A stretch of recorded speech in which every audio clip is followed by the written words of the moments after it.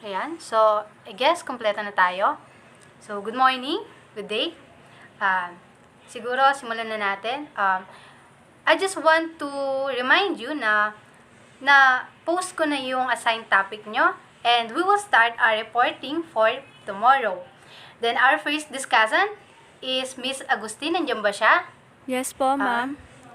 Yes po. Ikaw po yung first reporter natin for tomorrow. So, make sure to construct your question.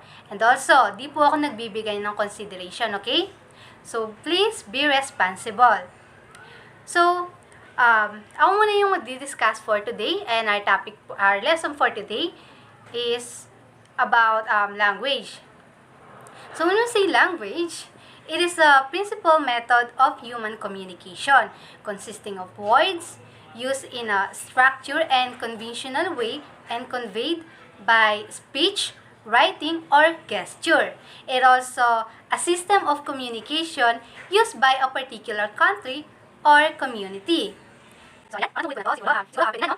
Yung pag-usapan natin today, kanina sinabi ko, is about language. So, parang natutunan ko nung nakaraan ko, wala na akong masabi pa, iba. Siguro, natin tayo medyo magtutunan natin. So, nung first year kami, nakakita ko lang sinabi sa akin yung isang professor ko, nung ako nag-aaral sa college. Actually, nila, pag nagkakita ko ng okay, kaya lang sa inyo, okay? Okay, pwede naman siya pang English, pag nag tayo. So, okay na? So, okay. That's it for today, class. So, hope na may natutunan kayo at yun lang, prepare kayo para sa susunod nating discussion ay meeting pala is reporting na. Okay, thank you and God bless.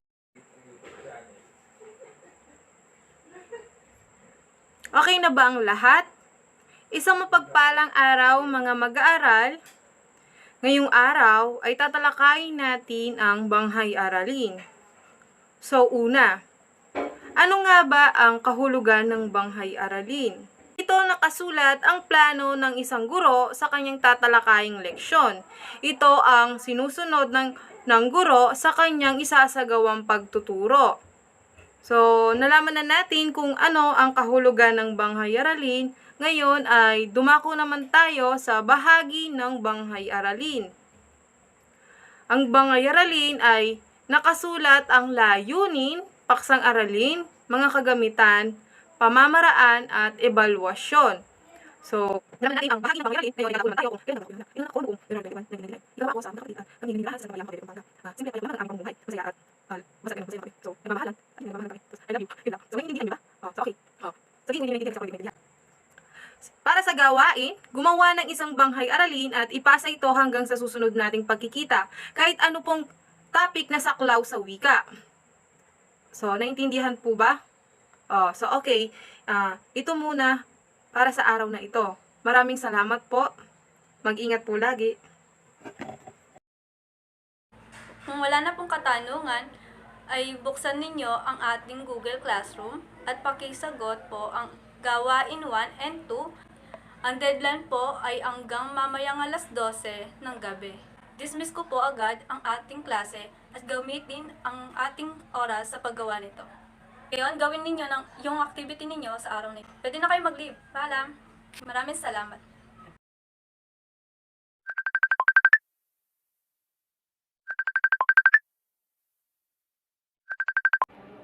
Hello po, tita. Kamusta na po si Sam? Hindi na po kasi siya pumapasok sa online class namin. Hinahanap na po siya ng mga prof namin. Marami na din po siyang na-missing na reporting niya at activities. Yun nga yung problema ko. Kakausapin ko sana ang isa sa mga prof ninyo kasi nawawala ng ganang pumasok si Sam. Nung mag-umpisa yung klase, napakasaya niya. So nakikita ko nga siya magdamag na gumagawa ng mga projects niya. May isang gabi nga na hindi siya natutulog. Oo nga po, tita. Marami na po kaming ginagawang schoolworks.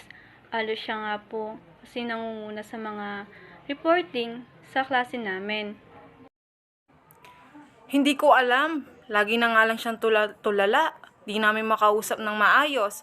Para bang stress or depressed na siya. Di nga namin alam ang gagawin namin. Pinipilit ko nga siyang pumasok sa online class.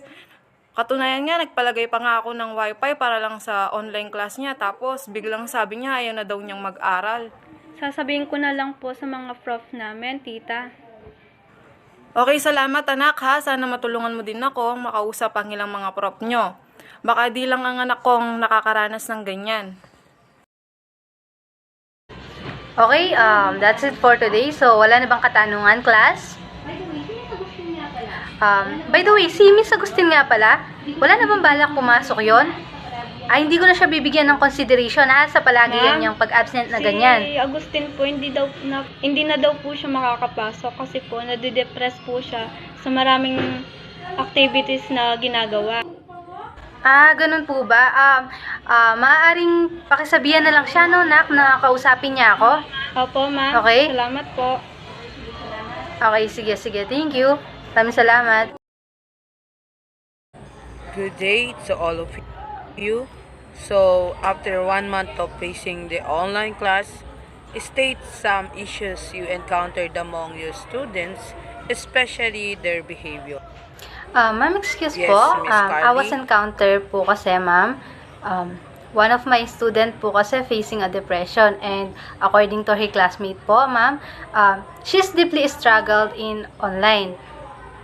Nakakaranas din po ng mga depression ng aking mga estudyante. Me also, ma'am, one of my student facing deeply depression. Okay, so yes, of course, as we facing online class, some students sa signal talaga sila nagkakaproblema. And mahirap naman talaga as a student na maging multitask under online class. Okay, so because of that, you are, as their professors, bless their paperworks. Siguro give them allotted time for them to finish their reportings kasi hindi naman yun pwede tanggalin o hindi naman yun mawawala. And make sure to always be kind to them, ask them about their mental health or mental behaviors, and also motivate them. Huwag nyo masyadong pahirapan ang mga students natin dahil hindi lahat ng students sa school natin ay okay. Gaya na sabi nyo, they are facing depression. Always give them consideration and give them at least pahinga or rest week para ma-refresh yung utak nila. Also, bigyan natin sila ng mga incentives, no, para mas lalo silang ganahan sa online class at hindi mawala yung kanilang focus. Okay? Ma'am, I will also suggest po sana, ma'am, na the mental health seminar for all student po, even they are not under stress or depression stages po, just to ensure the online class will not affect their mental health po. Okay, so we will have their Yes, ma'am. Yes MHS po, we or do. the mental health seminar after our seminar, okay? So meaning, once a month, we will check them after our seminar meeting. 1 to 2 hours, I guess, is enough. Suggestion nyo para sa gagawin nating MHS. Siyempre, hindi lang naman discussion or asking about their mental health ang gagawin natin doon. Kailangan meron silang activities na gagawin para hindi sila mainip sa ating MHS seminar. Okay? I suggest game po na mag-boost yung confidence sa mga student and also make them enjoying games. Yes, I agree to that. Also, them socializes to other course para in case meron silang nakakausap outside their courses. Okay, so thank you sa mga suggestion nyo. And yes, agree po ako sa lahat ng mga sinuggest nyo. So next month, start na natin yung ating MHS or yung mental health seminar. So pagkatapos po ng seminar ng mga teacher ay masusundan na po ito ng mga seminar ng student. Kahit na hindi po sila under this depression, isama po natin sila sa seminar. And also, update nyo sila agad na next month ay magsisimula na po itong ating activity. Okay, so thank you mga ma'am sa pag-participate natin ngayon sa seminar and also to open your problem about your student. Kaya naman gagawa natin ito ng paraan at solusyon. So, thank you. So, hanggang dito na lang ang ating seminar and kita-kita tayo sa susunod nating seminar. Okay, thank you. You may now leave our meeting. Thank you po, ma'am. Thank you po, ma'am.